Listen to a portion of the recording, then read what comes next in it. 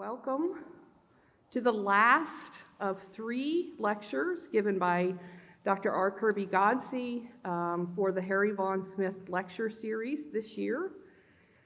Each year, I'm going to make this really brief because we don't have a lot of time, but I think about each year marveling at the opportunity we're given here at Mercer to bring scholars to campus, to speak to us, to challenge us, and to engage us in things we may not have thought about before. We have brought scholars from all over the country. This time we didn't have to go that far. In fact, just across town. And we found somebody with all the credentials, the bells and whistles, who's thoughtful and brilliant, and who's going to challenge our thinking and believing. For those of you who have attended previous lectures, you know that I'm speaking the truth. For those of you who do not know our speaker, Kirby Godsey, he has had a long career at Mercer. Once, he was Dean of the College of Liberal Arts. Then he served as the president of the university for 27 years, and now he's chancellor. Based on a recent conversation, I think I can safely say that Dr. Godsey's many years of service to Mercer have left their mark on him. He was, as are we, shaped by this place. But perhaps more significantly, Mercer has been shaped by Dr. Godsey's sharp leadership.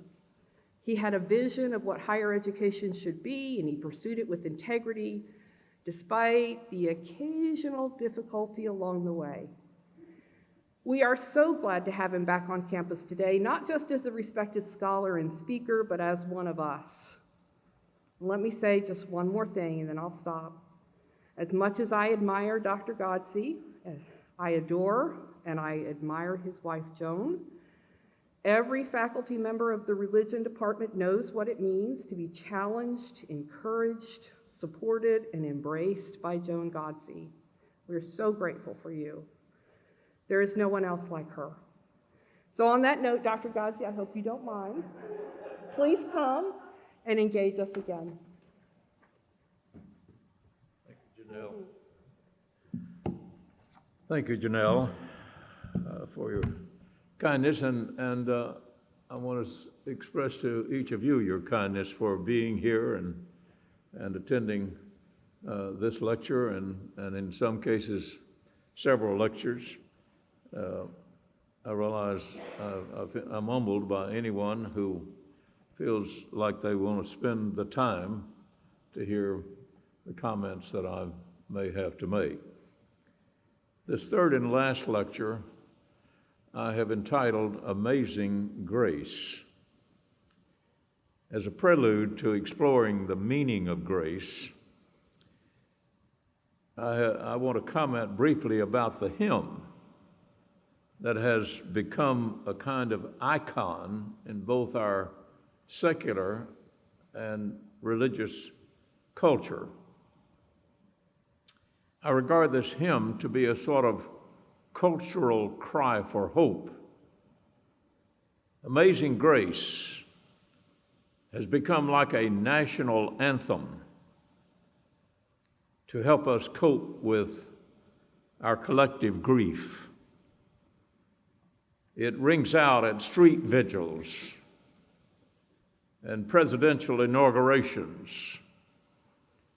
When senseless slaughter overwhelms us, or when we are aching to find comfort in our cities that have been darkened with some tragedy, we seem inevitably to hear the sounds of Amazing Grace.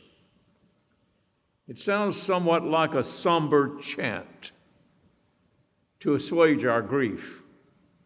Perhaps it helps us know that climbing to a new hill of hope will require more power and wisdom than our human frailty possesses. In our complex world, we should not be Pollyannish, believing that rage and resentment and bitterness can be discounted. The rage lights fires and hurls Molotov cocktails and loots stores. The rage is real and authentic and deep. It spills over the boundaries of civility and leaves the wreckage of both broken glass and broken lives. Singing together is a way of not giving up on ourselves. So offer grace, amazing grace, as my final and concluding word in these lectures. Because for me, grace is the deepest calling of our lives. Grace, when it happens, is what transcendence looks like in flesh and blood. The hymn Amazing Grace bore witness to a radical conversion of one man's self-understanding and an understanding of his world. The writer of the hymn made a journey from being harshly profane to becoming captured by the sacred.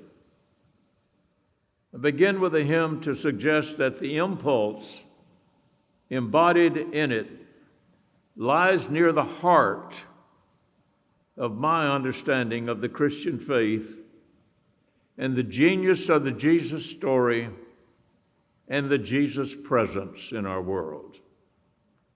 But there is more. I want to underscore that I also believe that the call of grace lies near the heart of the cosmic order of our universe.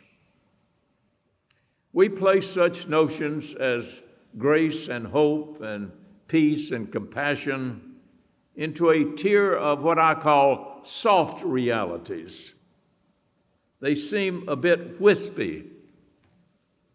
We're more inclined to think that hard realities, such as apples and pomegranates and stars and galaxies, are the real stuff that make up our world.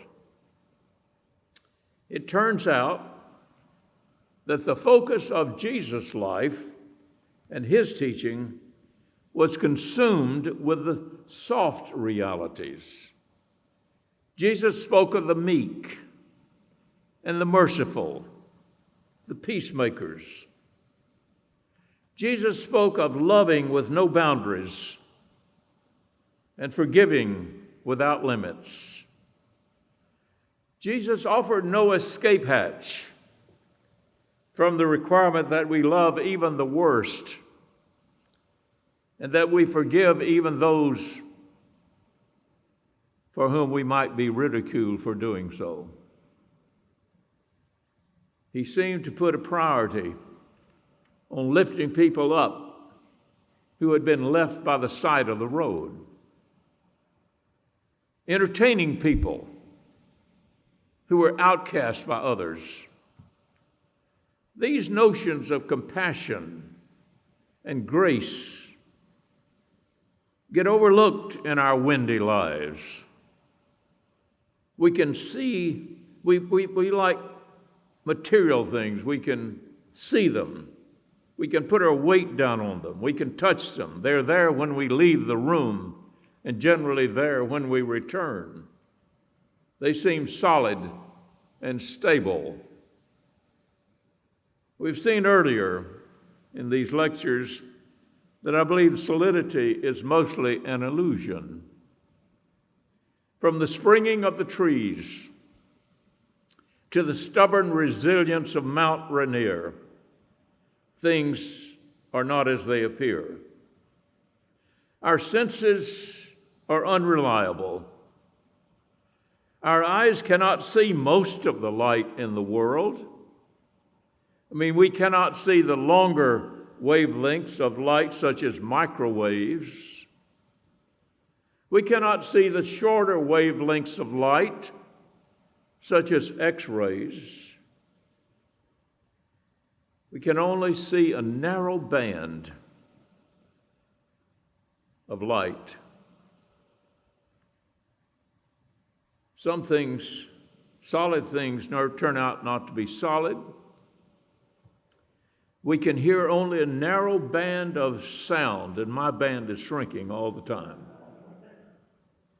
A narrow band of sound, and see only a narrow band of light. Solid things turn out to be not solid. Most light and sound are not visible or heard, and our time calculations are completely relative. Perhaps what we see and touch are not so solid after all. We may have to turn our realities upside down. The hard stuff decays. It withers away. The soft stuff endures.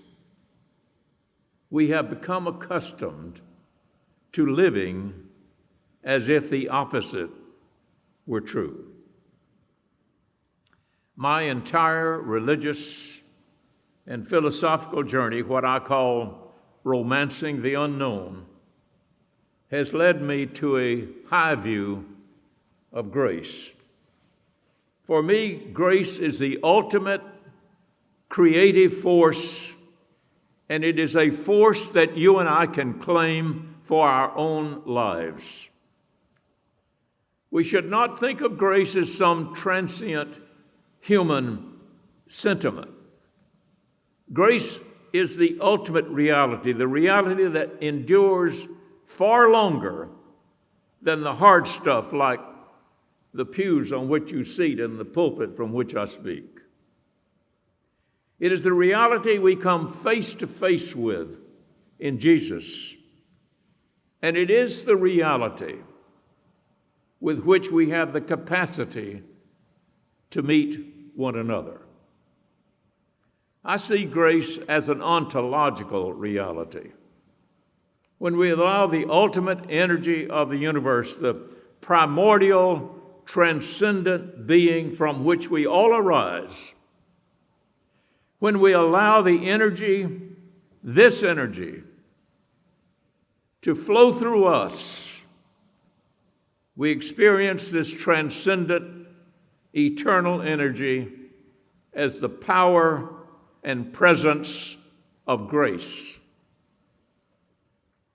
We should translate the notion of the image of God as your native, God-bearing capacity for grace.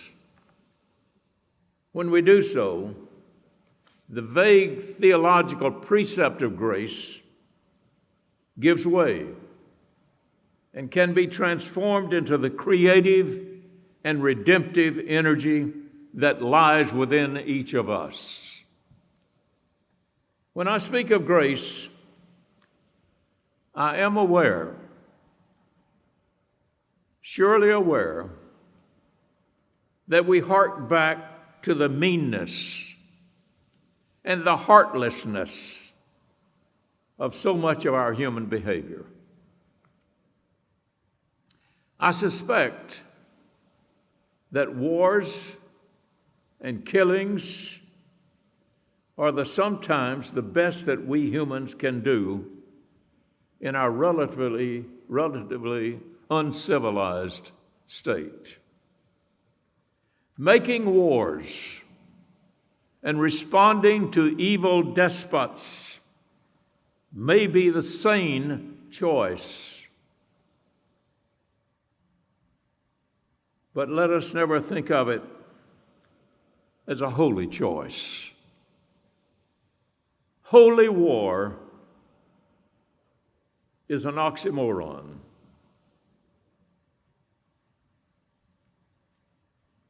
Millions, literally millions of people died in the great wars 1 and 2. Thousands died in Vietnam, even though we might have pondered later whether we were even on the right side. I fear the slaughter of thousands of people in Ukraine. Looking at the loss of young lives in war and killings causes me to wonder. I wonder about the stories that will never be told, the hopes that will never be achieved, the dreams that will never come true. I wonder about the novels that will never be written, the music that will never be heard. I cannot help but wonder. The Christian faith and all our world religions struggle with this intransigent problem of evil and suffering, of wars and killings. Whether Christian or Hindu or Buddhist or Jewish, we have in common the struggle with deep and oppressive suffering. Whether Baptist or Catholic or Lutheran, we find ourselves coping with disease and inexplicable tragedy, looking to our faiths for solace, if not answers. Actually, answers and neat explanations tied in a bow are not what our faiths have to offer. To someone who is suffering, our feeble religious answers may sound hollow. The reality of grace has to face up to the fact of living in a broken world where pain and hurt are real and existential. For every one of us, suffering is very close to home. It is the recurring human condition. We deal with deep scars and open wounds that sometimes lead us to the shores of despair. Clearly, some episodes of human suffering are self-inflicted. We speak of the human condition of sin. Sin is a condition before it is an act. That is to say, our wrong deeds are symptoms of wrong being and wrong relating. Hyper-individualism, for example, which is so prominent in our present culture, is also a symptom of this disorder. This hyper-individualism causes us to live with narrow self-interest and can even spawn hatred and even violence, disregarding the common good. In fact, the common good becomes irrelevant. My right as an individual is all that matters. It leads to authorized hatred and exacerbation of human suffering. In hyper-individualism, personal freedom always supersedes social responsibility. Narcissism is the original sin. The question arises, therefore, regarding how we can affirm the ultimate reality of grace, which I do, in a world where so much darkness invades. To begin, grace does not diminish or ignore the rampant display of sin and suffering, of evil and tragedy. Grace is not an answer. Grace is a pathway. Grace is a way forward to sustain us through our suffering, to help us mend our broken places, and to give us hope even in the darkest shadows of our lives. Since I am proposing that grace is the character of ultimate reality, insofar as that reality bears on our human life and behavior, I want to identify several implications that for me of this high view of grace for our troubled world. First, grace means that though suffering and pain are real and bitter, they will not be the final word, either in our personal history or in human history. The meaning of grace is that we should not define our lives by the worst thing that happens to us. Your life is ultimately, every one of you, all of us, your life is ultimately an event of grace in the world. It may get clouded, it may get lost, it may get covered over. But you were born to be an event of grace. Hurt, no matter how deep, tragedy, no matter how crippling, are never a final barrier. Transcendent grace will ultimately overcome existential hurt. Building on that observation, in the second place, grace means that suffering and pain, no matter how deep, do not define our lives. When tragedy strikes or debilitating diseases invade, they become consuming. They seem to plague our every step. For example, I think of the hundreds of people who suffer from this so-called long-haul COVID, or the thousands of people who have to face into dealing with muscular or nerve disorders that are painful and disorienting. The consuming hurt and pain and fear are so close that we have difficulty seeing ourselves and our lives in any other light. Grace does not diminish the suffering. Grace reminds us that the pain and the hurt are not who we are. Pain does not describe us, even when it consumes us. Pain does not overtake the difference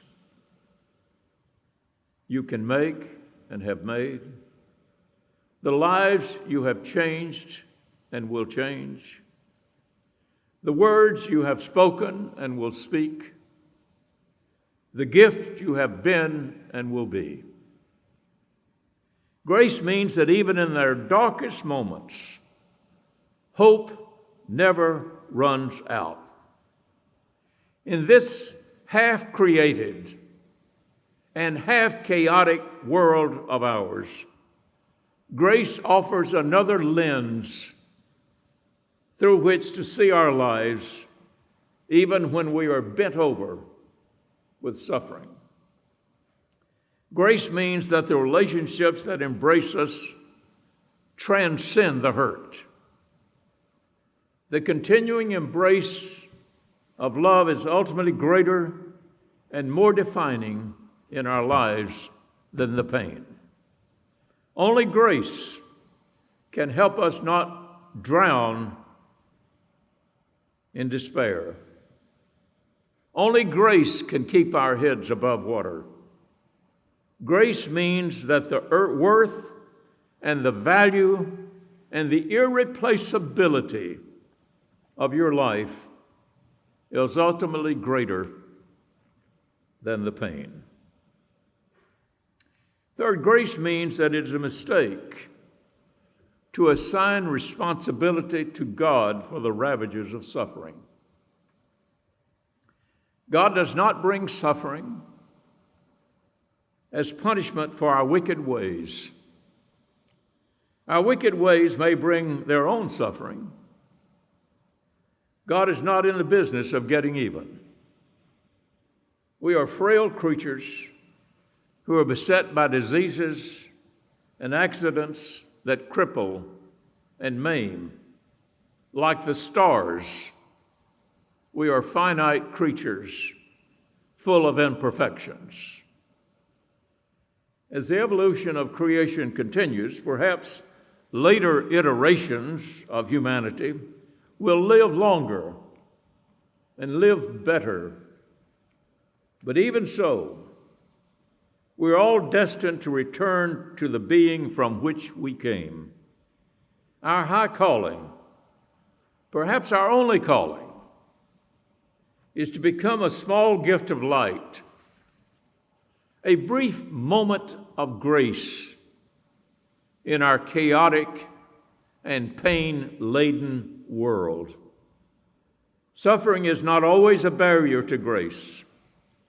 It is sometimes an event when grace breaks through, providing solace, peace, hope. For grace is not antithetical to justice.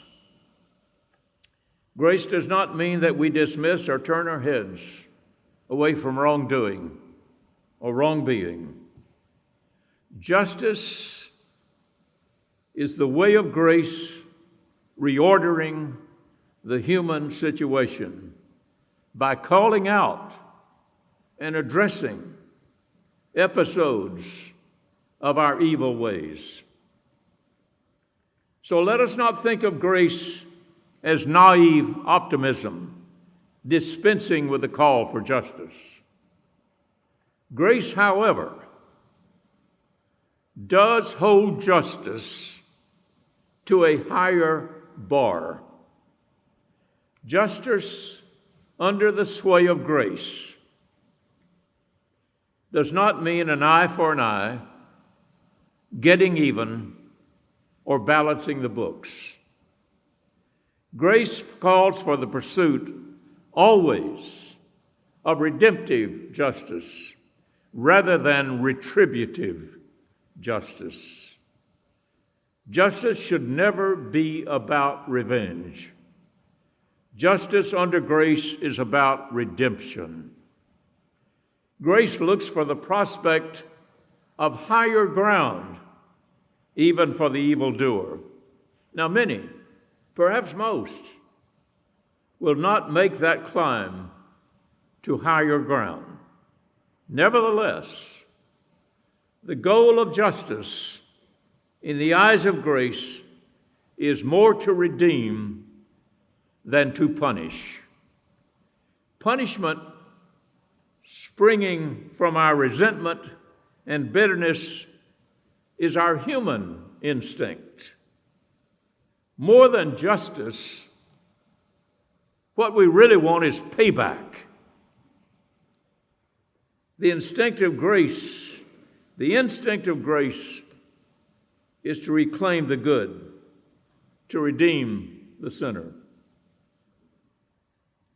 Fifth, a word about miracles.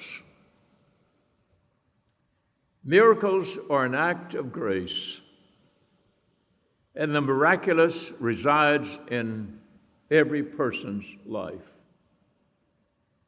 Every person is a miracle of life, and every person can become a miracle maker. We're far too consumed, in my view, with trying to determine the authenticity, factuality of miracles. That is especially the case in our consideration of the miracles of Jesus. We can neither know the facts about the miracles, nor get into the minds of those who are the subject of those miracles. In my view, we've gone too far to try to establish or discount the validity of miracles. The truth of miracle does not reside in their factness, that is, in their historical validity or their perception. The reality of miracle rests in their meaning. Once I was blind, but now I see. Once I was broken, but now I'm pieced back together. Once I was lost, but now I have found the way. Celebrate. Offer thanksgiving. We know neither the historical facts nor the mind or emotions of the healed. Miracle resides in neither. Miracle comes to life in the transformative meaning of what happened. Rather than the waste of being a cynic about what happened or how a so-called miracle might be discounted, the way of grace calls upon us to become a miracle. Each of us can embody the meaning of miracle in somebody's life. Every person can become a miracle maker. Fifth, grace means that hell is not the final residue of suffering. I regard the notion of an eternal hell to be preposterous personally and contrary to the transcendent reality of God or the godness, as I talked about last night, of our universe. The idea of an eternal hell defies the ultimate victory of grace. Hell may be real, but it is not eternal. It is not even everlasting. The scriptures of either the Jewish or the Christian faith do not offer a fully developed concept of hell. Some of us, of course, like the idea of hell, and we have our own lists of who ought to go. The fear of hell is sometimes used to compel people to face into their guilt. As a youngster, I remember going to large and small revival meetings. I don't think they have those much anymore. That may be a mistake. Meetings filled with fervor and pathos. The preacher painting vivid and compelling pictures of hell to persuade the guilty to walk the aisle. Grace means that it likely takes more than walking the aisle to change our ways. Transformation may begin with taking a new step. Its fulfillment lies in gaining a new heart. Perhaps you and I need a hell to punish the mean and the hateful. The myth of hell may have value in describing the human condition, but the notion of an eternal hell makes God into a demon, and I find it to be abhorrent to the ultimate reality of love and grace. And seven, a final implication of my high view of grace has led me toward a thoroughgoing universalism.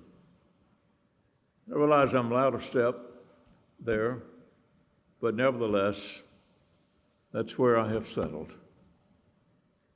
Good and evil coexist, but they're not co-equal. The clear implication of grace for me that I cannot escape is that good will ultimately prevail. Our existential evidence is far less clear. Evil seems rampant and persistent. But if the ultimate character of God is grace, good will prevail. Also, believing that good and evil are co-equal leads us into an endless cycle of good and evil. I believe a better view is that the tree of knowledge of good and evil may corrupt our living, but it never uproots the tree of life. Therefore, my view of the Christian story of God leads me to the conclusion that all reality, including all persons, will be redeemed. The mighty chaos of evil will yield to the insatiable love and grace of God. Evil and suffering will be overcome. Suffering will not have the final word. Tragedy will not be the final outcome. Finding the courage to see every person as an embodiment of grace is a tall order. But I believe it is the simple and pure gospel. Believing it takes more courage than we usually have. Even so, grace is what primordial energy, transcendent creativity that gave rise to everything that exists looks like in our human experience. The question is whether we're willing to become bearers of grace that moves within us, or does grace become corroded and lost amidst our efforts to be self-sufficient, preferring to manage our own Garden of Eden on our own. The difference between you and Jesus is not that he is the Son of God and you are not. We are all daughters and sons of God. Jesus embraced the consuming power of grace, saying, "Love your enemies. Forgive as many times as it takes." It is not an easy path. That radical embrace of grace brought sweat to Jesus' brow, tears to his eyes, exhaustion to his heart. While such a radical embrace of grace mostly eludes us, moments occur among us when grace breaks through, capturing our imagination and changing how we behave. Martin Luther King Jr. reminded us that hatred cannot drive out hatred. Only love can do that. We cannot hate our way to salvation. We not kill our way to peace.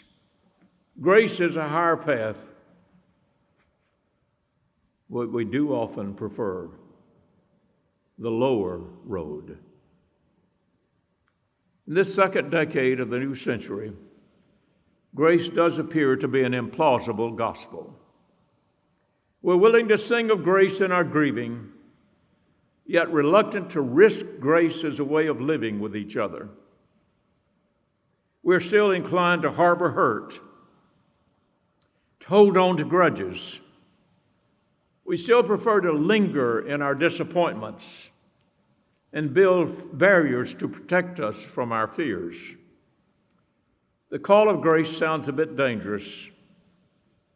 It says to us, let it go. Let go of the hurt. Let go of the bitterness. Let go of the grudges. You will not live long enough to get even. While it may seem dangerous and even life-threatening, grace may be the only path to existential freedom. When you hold a grudge against someone, or harbor bitterness or anger, the damage is all yours.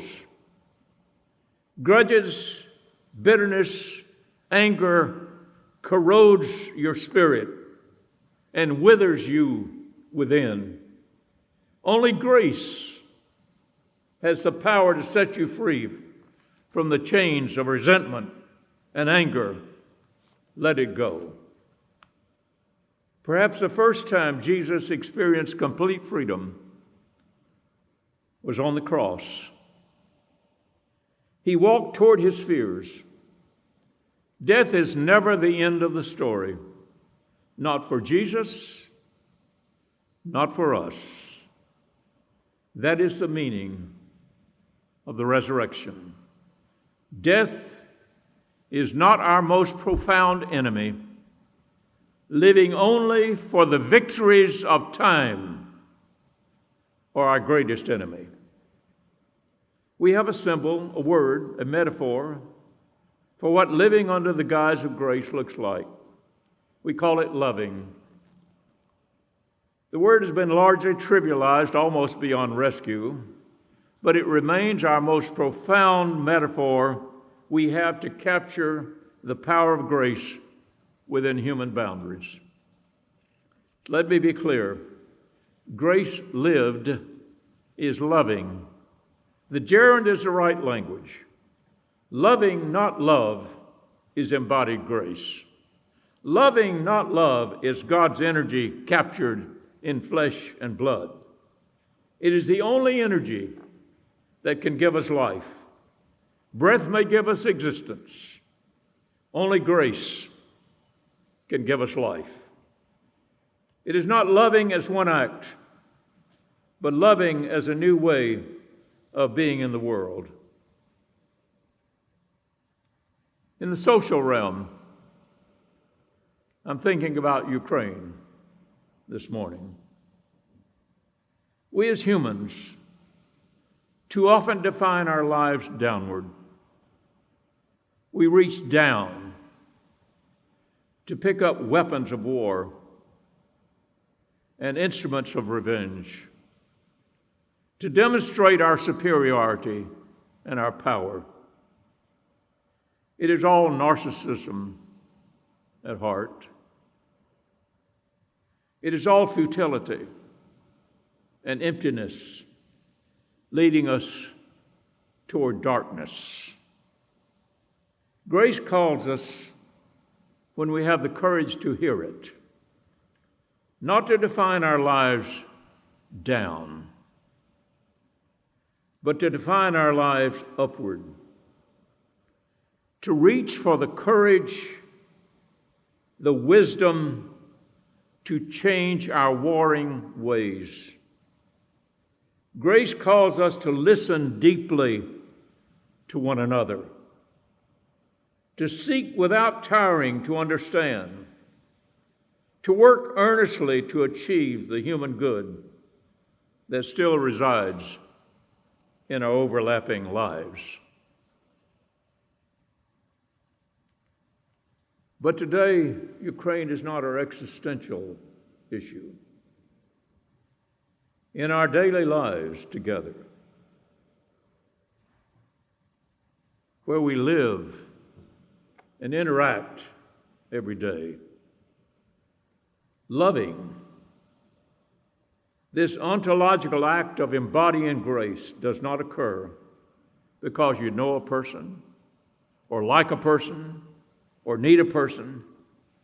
It is a transforming experience of seeing the transcendent and the sacred embodied in another person that requires a transformed set of eyes to see. Loving begins with a simple realization that I am radically and irretrievably connected to you. I cannot become whole. I cannot become whole if I leave you broken. Creation is still underway. The power of creativity is still alive in the universe and in your own life. In this moment, we can become instruments of creation, taming the darkness. Loving is the most creative force within us. Love is not a commodity. Loving is a creative act. Loving calms the chaos and aborts the power of the abyss which continuously laps on our shores. Unless we become loving, we are hastening the burnout of our world. Grace means that every person, no exceptions, every person, is a bearer of light in the world. If a proton is a matter particle and a photon is a light particle, think of grace as the God particle. Every act of grace, no matter how small, every act of loving, no matter how unnoticed, every act of forgiving, no matter how unrewarded, is a piece, a packet, a particle of God's presence flowing through you.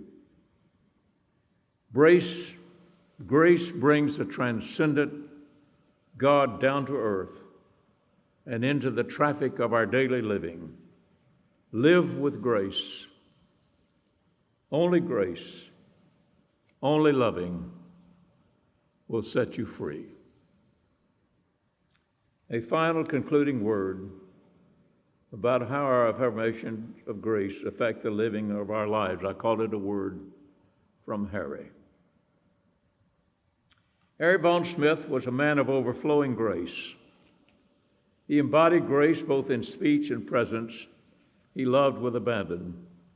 There lies a challenge for you and me. Trust the power of grace in your life. Become somebody's hope. Listen to somebody who earnestly believes nobody understands. Lift somebody up who has been beaten down or pushed aside. Live beyond your resentments. Let go of yesterday's disappointments. Life in the rearview mirror is an illusion. Let go of yesterday. You can only be loving in the present. You cannot love yesterday, and you cannot love tomorrow. You can only love now, this eternal now. The world awaits our loving. You are somebody's best hope. In the moments we're able to live with one another with radical grace, we become episodes of God's presence in the world. Following Jesus for Christians does not mean to speak of grace or to develop a theology of grace. Our higher calling is to become grace to somebody. Love somebody who believes that nobody cares. Forgive somebody who does not deserve to be forgiven. Only grace, amazing grace can heal the broken places in our lives. Thank you very much.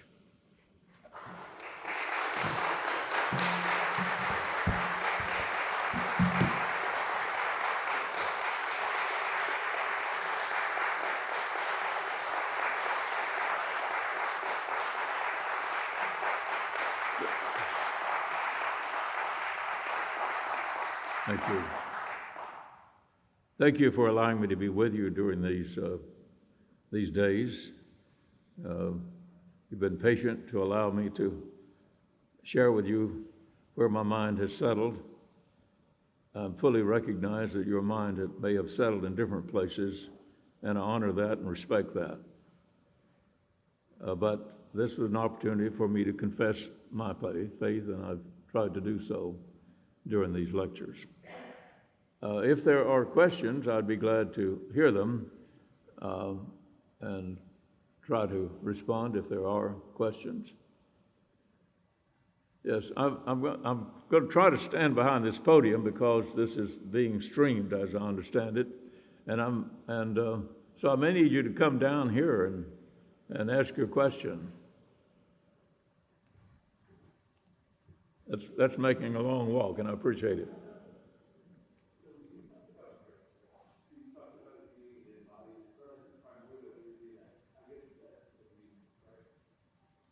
Yes, primordial, yes. It is the primordial creative energy of the universe flowing through you, yes. But maybe, do you mind taking off your mask to ask the question?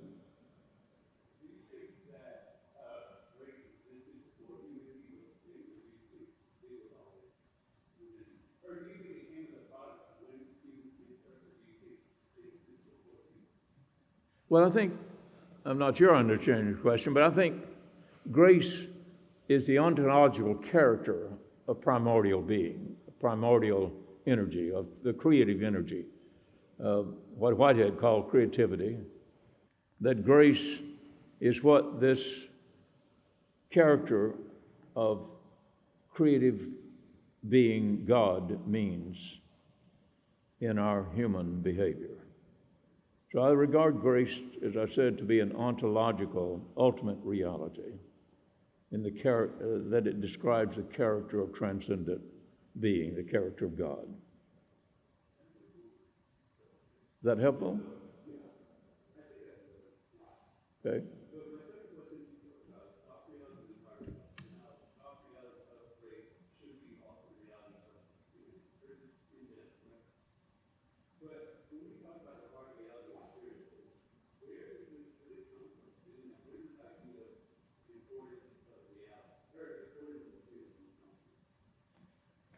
Let me see, you're asking about, I spoke of hard realities, and you're asking about where they came from? Well, I think the hard realities are simply a part of the expansion of ultimate creativity, and they're what reality looks like in our daily lives. It's just that we naturally come to think of things that we can see and touch and feel as being the real stuff. And I think the message I was trying to say is that, well, they may not be the real stuff. The real stuff that characterizes ultimate reality may be compassion, maybe love, maybe grace. That those are the realities that I think that are embedded in the ultimate energy of the universe. These are expressions. These are temporary expressions. I mean, this will decay and go away, the lectern from which I'm speaking. There's an eternality about compassion and grace and loving that is not present in the existential reality of the desks and the chairs and the pews, the tables.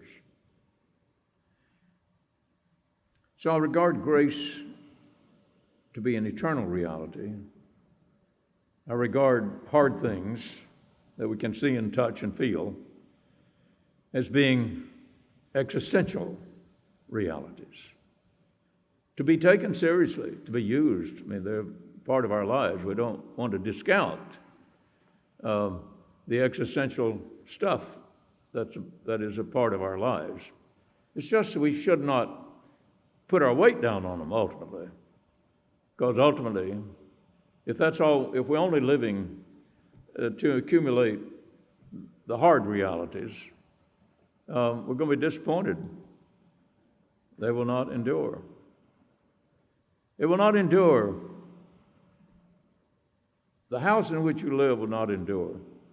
The love which you embodied will. Loving somebody never goes away. It's transformative. It changes person you love. Thank you for your questions. I realize today especially is a shorter session because we have classes to attend to, and I don't want to. Okay. Okay. Thank you so much. I appreciate you being here.